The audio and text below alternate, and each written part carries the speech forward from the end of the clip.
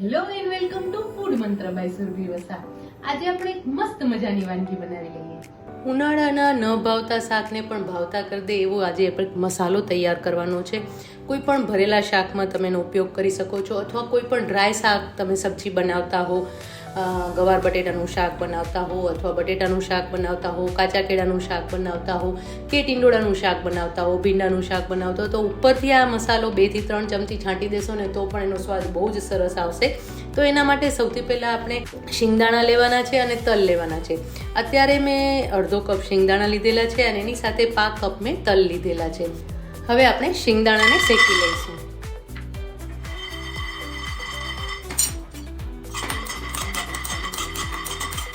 બહુ જ વધારે નથી શેકવાના, પણ થોડા આવતા જતા શેકવાના છે.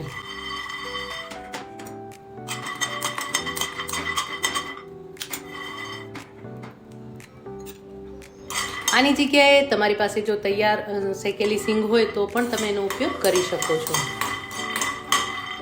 હવે એની અંદર તલ એડ કરી દઈશું.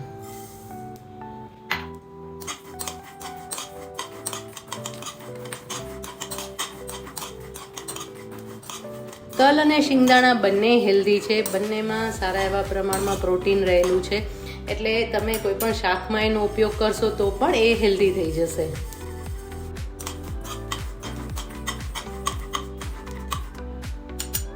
જો હવે તલ સરસ ફૂટવા લાગ્યા છે.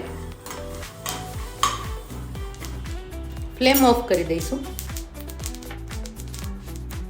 તલ અને શિંગદાણા બંને શેકાઈ ગયા છે. હવે એને થોડા ઠંડા થવા દેવાના છે. હવે આ તલ અને શિંગદાણા થોડા ઠંડા થયા છે, એટલે એમ તો ગરમ છે પણ થોડા પ્રમાણમાં ઠંડા થઈ ગયા છે. હવે આની અંદર આપણે બીજા બધા મસાલા એડ કરી દઈશું. આ જે બધા મસાલા છે ને એ આપણે આવી રીતે પેનમાં જ એડ કરવાના છે, જેથી કરીને જે પેન થોડું પણ ગરમ હશે ને તો એમાં મસાલા પણ સરસ સેટ થઈ જશે. હવે એની અંદર આપણે 5 ચમચી હિંગ એડ કરીશું, અડધી ચમચી હળદર એડ કરીશું. ધાણાજીરું પાવડર થોડું વધારે લેવાનું છે. ધાણાજીરું પાવડરનો આ જે મસાલો છે એમાં સ્વાદ સરસ આવે છે. 2 મોટી ચમચી આપણે ધાણાજીરું પાવડર એડ કરી દઈશું અને એની સાથે 1 મોટી ચમચી આપણે લાલ મરચું પાવડર એડ કરી દઈશું. સાથે 5 ચમચી જીરું પણ ઉમેરી લઈશું. 1 નાની ચમચી સંચળ પાવડર એડ કરીશું અને આ મસાલાને ચટપટો બનાવવા માટે આપણે 1 ચમચી આમચૂર પાવડર પણ એડ કરી દઈશું. 1 નાની ચમચી આમચૂર પાવડર એડ કરીશું, જેના કારણે સ્વાદ બહુ જ સરસ આવશે.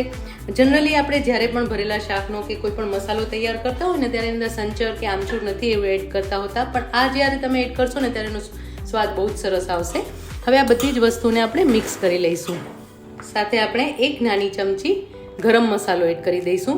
જે રેગ્યુલર દાળ શાકનો ગરમ મસાલો ઘરે આપણે હોય ને એ એડ કરી દેવાનો છે અને મિક્સ કરી લઈશું. અત્યારે જ એટલી સરસ સુગંધ આવી રહી છે, કારણ કે એની અંદર જે બધા મસાલા ઉમેર્યા છે ને એની બહુ જ સરસ સુગંધ આવી રહી છે. હવે આ મિશ્રણને આપણે ક્રશ કરી લેવાનું છે, થોડું વધારે ઠંડુ કરી લેવાનું છે અને પછી આપણે એને ક્રશ કરી લઈશું. મિશ્રણ સરસ ઠંડુ થઈ ગયું છે. આપણે એને મિક્સી જારમાં લઈ લઈશું.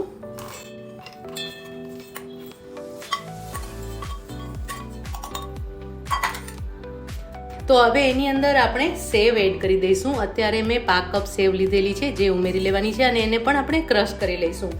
હંમેશા આપણે જ્યારે પણ આવો મસાલો તૈયાર કરતા હોય ત્યારે એની અંદર ચણાનો લોટ એડ કરતા હોય છે, પણ ચણાના લોટના બદલે તમે જો સેવ એડ કરશો તો એનો સ્વાદ બહુ જ સરસ આવશે.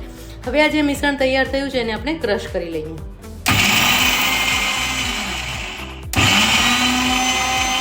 જો તમે જોઈ શકો છો કે એકદમ સરસ મસાલો તૈયાર થઈ ગયો છે. બસ આ જ રીતે એને પીસવાનું છે. બહુ જ વધારે પીસશો ને તો તલ અને શિંગદાણા છે એનું તેલ છૂટું પડશે અને એના કારણે મસાલો ભેગો થઈ જશે. તો આ રીતે આપણે મસાલાને સરસ રીતે ક્રશ કરી લીધો છે અને હવે આ મસાલાને તમે બરણીમાં ભરી લેવાનું છે. લગભગ 2 થી 3 મહિના સુધી એકદમ સરસ રહેશે. તો આ મસાલો આપણે બરણીમાં ભરી લઈએ. આ મસાલામાં તમે ઈચ્છો તો ખાંડ પણ ઉમેરી શકો છો. 2 થી 3 ચમચી જેટલી ખાંડ પણ આટલા જે મસાલો આપણે તૈયાર કર્યો એમાં તમે ઉમેરી શકો છો. અને આ લગભગ 150 થી 200 ગ્રામ જેટલો મસાલો તૈયાર થયો છે.